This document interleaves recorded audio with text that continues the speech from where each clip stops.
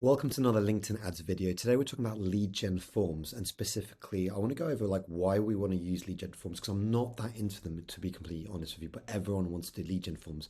But they are easy to set up. They are easy to, get leads from, much easier than landing pages. So it's really important to know how to do them. And sometimes it's kind of the first thing I'll tell people to learn how to do.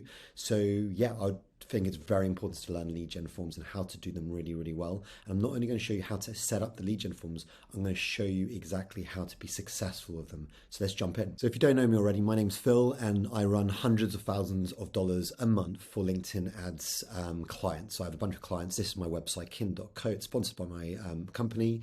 If you want to sign up and let me do your ads for you, if you have a budget of at least 2K a month, I'd say, then it's probably worth hiring me potentially. So you can speak to me or one of my team members by clicking on the button and filling out a form. So firstly, why lead gen forms and what are they? So basically lead gen forms are these, you can put them basically in the sponsor content. So they look like it's an ad. Sponsor content is an ad format, which looks like it's organic post in the feed. It's the best format. If you're just getting started, use this one format to start with. Use a single image. Don't get overcomplicate things too much. And basically what happens when you click here, a form pops up. It auto-fills some of the information. There are loads of different things you can put there which aren't auto-filled. The more auto-filled you are, the cheaper cost per lead you're going to get, the easier it is for people to submit, but maybe the less impact they're going to have. So I'm going to go over the pros and cons and what to put in the fields, all this kind of stuff a little bit later. But basically, it's a form pops up, the person just literally clicks submit. It's pop, submit, and it just goes. And it should go into your CRM, and you should have a whole follow-up email sequence, maybe someone phoning them, a whole follow-up to convert those leads into phone calls. And this is part of the pros and cons of lead gen forms versus, for example, doing a demand gen type strategy. If you're focused on leads and your big thing is about leads, then it puts a lot more emphasis on sales to convert those leads into the demos or scheduled phone calls or free trials, whatever you're trying to do. Whereas if you do more of a demand gen strategy, it puts more emphasis on marketing to reach the goal of the bigger, the more important action, because leads is just one step along the way. And I have other videos on this. I'm going to make more videos about this. I'm going to keep rambling on about demand gen versus lead gen, and there is space for lead gen. I much prefer demand gen, but this is not the time to debate that. But as long as you're aware that there are two main strategies, really, there's lead gen, demand gen, and a lot of the time you can make them work together, which is awesome. The pros of lead gen forms versus sending people to your website. So the pros and cons of lead gen forms versus having a landing page which are fought with a form fill. Lead gen forms, they're probably the easiest thing you're going to do. They're very simple to set up. I'm going to show you in a minute how to do that. They're the cheapest cost per lead you're probably going to do. Although I always A/B test lead gen forms versus a landing page, and I much prefer a landing page, but you need to get the conversion the same as a lead gen form. So I compare the two, and if for example the landing page's conversion rate is really, really, really low, but the lead gen form's doing pretty well, then I know it's not the offer that's the problem. It's probably the design of the landing page. So that's really important. So I always A/B test that to give me an understanding of why the landing page is not doing well. But I'd always prefer the landing page to eventually A/B test those two, but always be iterating on the landing page until they're actually matching. Then I would actually not do lead gen forms. I'll send people to landing pages. That's what I prefer, and there are many reasons for that. But let's stick to lead gen forms on the platform. They're probably the cheapest cost per lead you're going to get. They're also apart from text ads, but in terms of leads, they're also very easy. But the cons of them are you're going to have less impact on your prospect because they just click a couple buttons and they're done. They're going to forget about it.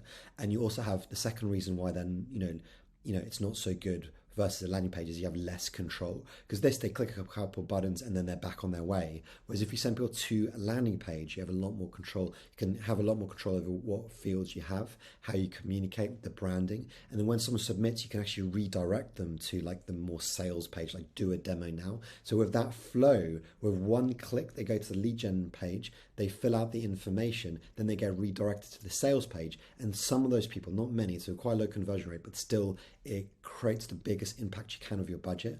Some of those people will actually click, oh, actually, I want to do a demo right now. So you're squeezing out that in-demand types of people right away. So it's really cool in that sense. Now, the most important thing in a lead gen campaign is understanding what is the offer The offer is by far the number one thing that's going to impact your cost per lead and whether or not, people are actually converting and signing up for what you're doing. So we need to talk about what is your offer. And there are different levels of offers we can have. We can have a really high friction offer, and we can have a really low friction offer, and we can have, something in the middle. So we need to understand what's the best. Some people think like, oh, having a really awesome webinar or masterclass for 45 minutes, give as much value as you can, that's the best.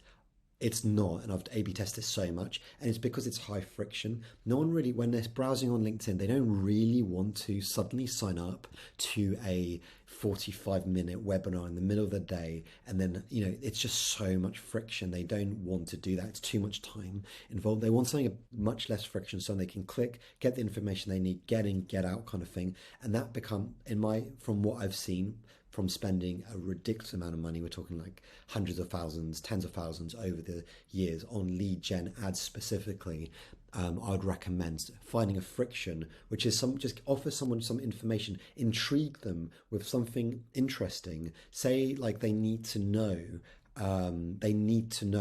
something, some kind of like stats or something you've compiled in a really neat way, which is kind of stylistic, and that you just say, did you know about this? Well, find out. Here's like the top 5 X, Y, and Z, or I compiled this really interesting stuff, and you can just have it really easily. It's going to make your life a little bit easier. So it's having something that people can just browse for 2 minutes, get some value, and then just leave. And that's normally some kind of like little 5-page PDF, which is well branded. It's got a cool little stylized thing, and it's something easy for them to consume. So one that I do, and you can sign up to it, is I have a totally free LinkedIn ads targeting like a pro course, which comes out of my larger big LinkedIn ads beginning to pro course. So this is a section of my larger paid course. This one's totally free. And if you click on the link below, you can sign up to this course. This is my gated content lead gen offer, one of them. So you sign up to that. It's totally free, targeting like a pro course. It's packed with value, and I'm adding to it very soon as well. So sign up to that with the link below.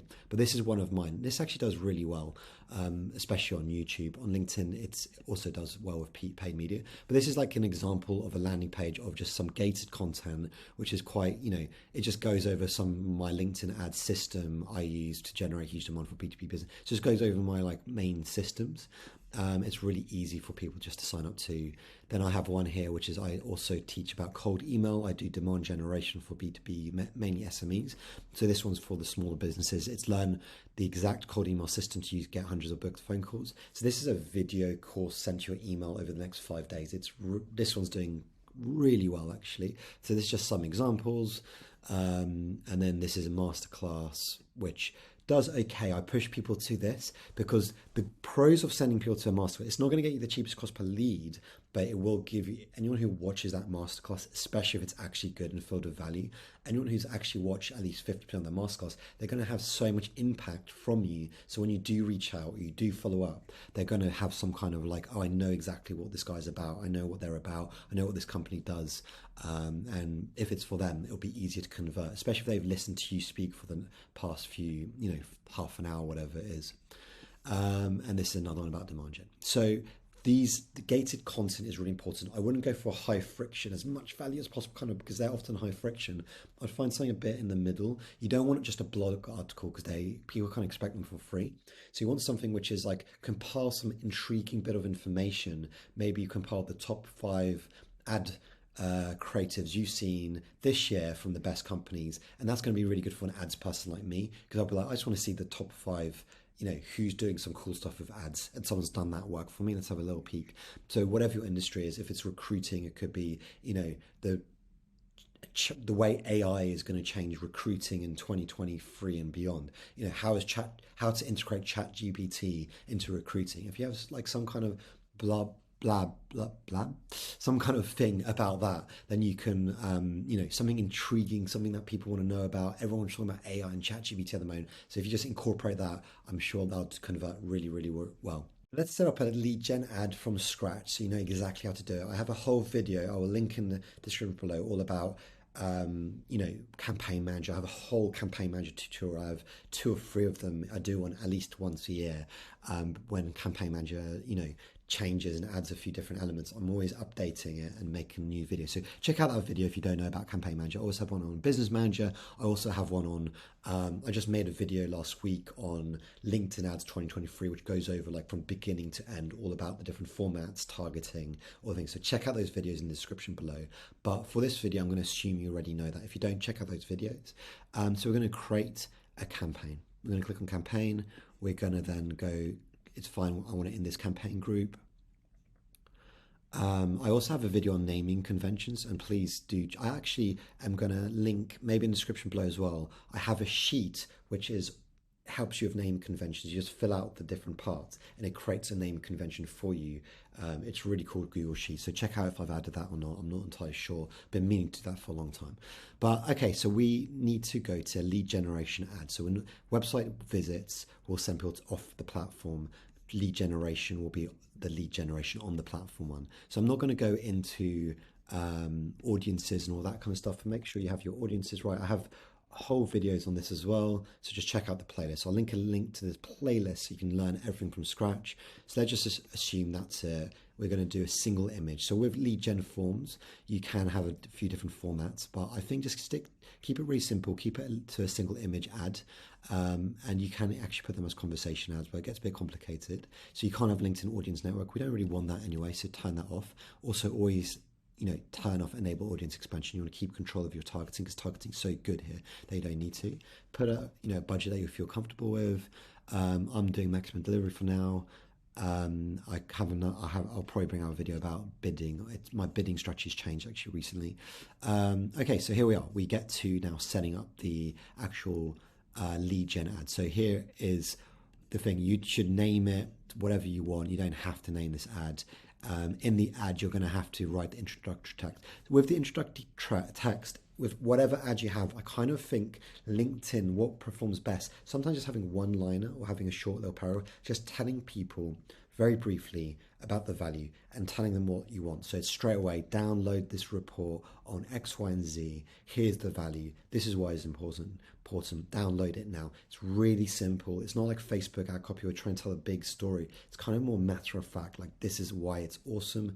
This is what I want you to do. I want you to download it. It's super simple. So that's kind of where the text is. With an image, often you'll have like cool little images like this, like on a laptop, or it might be, so I like the laptop. Could be like a mock-up. This could be basically an ad here. It's like a mock-up of the creator of the, so it looks like it's actually a booklet plus, some very simple, this is what it is. 1 point, 2 point, whatever, or just 1 point. This is why you should download it. And that's kind of the creative I'd put in there. And so let's set up a form.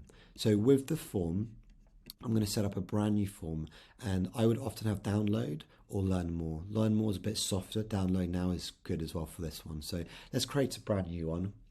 So create new, call it whatever, form, test, etc., etc.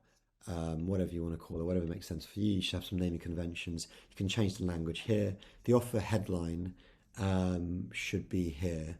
And so the offer headline should be kind of reiterating what the ad, what creative and what your copy is saying. So for example, if you said download the report on X, Y, and Z, I'd probably say the same, download the report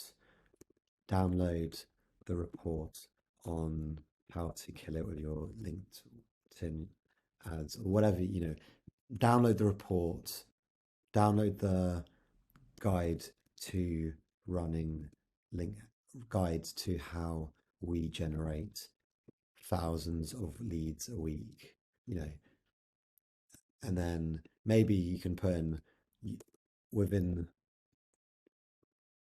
whatever. You don't need to do that, but you can also like within the report. Sorry, my cat's meowing in the background. Within the report, you will learn X, Y, and Z. So it's super simple like that, and that'll go here. Obviously, you need to make sure your spelling's good. You need to have a privacy policy. That's absolutely important. It needs to be a real one, and you don't really need to add this. If you have some extra, this is optional privacy policy stuff, you can put that. I rarely do. Okay, now, so the exciting part is I would have first name, last name, email address, but there are a bunch of different ones you can have. I would always now have LinkedIn profile URL. It just makes it so much easier. You don't have to ask for all the other stuff. So, for example, a lot of this other information, like company name and all this, can be found on the profile. The more you ask, the more kind of barriers you're creating. But what I normally do now, just to make it a little bit simpler when we're looking at the sheet, Google Sheet, where it goes to, I'd have company name, and I would have the job title, and that's kind of the basics. And now there are some options. You can have, for example, work email, which is really good, and work phone number I don't really use, but work email. I found before that 1 in 5 of these work emails will actually be the one. Um, so yeah, it's there, and I know people want the work email; they don't want the Gmails and Hotmails. But it's really hard to get people to do that. So often you're just going to get the Gmails and Hotmails. The other one is, do you want a phone number? Because the phone number is something that some people really do. Like Design Pickle will get your phone number, and they'll have an SDR following up with a quick phone call saying, "Hey, thanks for downloading the guide. Would you have half an hour next week? I can schedule in with one of our specialists, etc." So they have an SDR team trying to convert that lead into an actual sales call, demo, whatever. So the phone call can be really good, but please note you're going to have a higher cost per lead with the phone number, more than likely. So you have all these different options you can put if you want. The less is better. You don't really need a lot of this, because a lot of the LinkedIn profile URL, you can get everything from their URL. You have the company size, you have education, and you have demographics. Gender will not be pre-filled. Okay, so that's all your options. I would normally keep it as pretty simple: first name, last name, email. I'd probably have the job title and company name, and then maybe the phone number. And what I often do is have one with a phone number, one without a phone number, and test that between each other. So that's it. And in the confirmation, you say, "Thanks for downloading." Um, and then something like, you can either try to push them to go to your website. So you can say, "Click below to check out more about, doing a demo of us." Or you can say, "Download now with the link." And it links, you send them directly to the page where they can actually access the gated content, which is a landing page. So you put that there, and you can put visit company page or download now. Both is good. And hidden fields you don't need. And then you save the ad and it's done. And at that point, you'll be ready to do the next steps and launch the ad, which is cool. So now a bonus part to the video is, leads are great, but you need to convert those leads into phone calls, into demos, into free trials. So we don't really want leads, do we? We don't really care about leads. We want scheduled phone calls, right? So leads is a step in the process. So how do we convert them? Well, what I would do is I would actually set up an automation, a Zapier to, for example, a woodpecker.co, or in your CRM, but make sure it's an unbranded email and it looks like it's coming from someone from your team that's actually sending the email from you or your team. It's not branded. It's not like, "Oh, look at this. It's coming from a team," and it's trying to convert them into a sales call. And I have another video on like the follow-up, what happens when a lead comes in, but I would do two things. I would have the branded emails, which are nurture sequence, which should last at least 90 days. And it goes over the benefits and features and updates and pushing them to other awesome stuff, like maybe you have a webinar and maybe you can tell them about it. So you're kind of nurturing these leads over a longer period of time, because the B2B sales cycles are long. A lot of these leads are not in the market right now, but they might be in 2 months. But you need to also push them from problem aware but not solution aware into why your solution is the best one and why they should trust you. So you need to have all that in the nurture sequence. And that's like the branded ones. But what I would also have, which a lot of people don't have, is an automated non-branded email, which looks like it's coming directly from your G Suite. So it's like phil@kin.co, and it comes out automatically, and it pre-fills that, "Hey, whatever your name is, Phil, I see you downloaded the guide. Would you have 5 minutes to have a quick phone call with me? Here's my calendar." So it's kind of like an outbound cold email, but it's not fully cold because they've literally downloaded this. If you get the phone number, obviously you need to phone the person. And if you're getting the phone number and you're paying for that, you should have someone phoning them within 1 or 2 hours. Sooner the better. Don't wait 24 hours or a couple of days or something. That's going to be a massive failure in my opinion. So the follow-up, have the automated non-branded email, which is really simple. You're not trying to go into, it's really like 2 lines. "Thanks for downloading. I saw you downloaded. Would you like a phone call with me? I can go over, tell you a bit more about this, no pressure kind of thing. You should have 2 or 3 or 4 of those emails with follow-ups, plus those branded ones coming in for the next 90 days. So we're trying to convert them and nurture them. And then, of course, what we're going to do from the paid media side, we're going to retarget them with more nurture sequences with the demand gen stuff, which I'll have completely another video on LinkedIn demand gen strategy, which is very different to a lead gen strategy. So definitely click, I'll probably put it up here, but if it's not ready, then check on my playlist. There's probably a bunch of them which says demand gen. It's all about demand gen. So thank you for watching this video, and see you guys soon.